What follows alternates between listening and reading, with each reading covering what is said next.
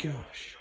Warning for southwestern Williamson County, north central Hayes County, northern Travis County, eastern Blanco County until 6 p.m. Central Daylight Time.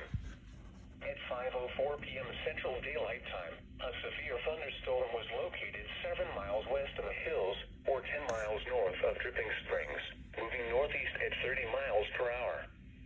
Hazard, ping-pong ball-size hail and 60 miles per hour wind gusts.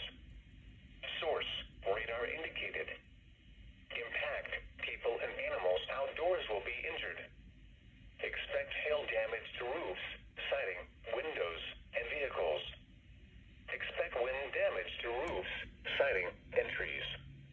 Locations impacted include Austin, Round Rock, Cedar Park, Georgetown, Pflugerville, Andersonville, Windermere, Leander, Hutto, Lakeway, Lago Vista, The Cave, Westlake Hills, Hudson Bend, The Hills, Liberty Hill, Georgetown Dam, Mansfield Dam, Barton Creek, and Jonestown.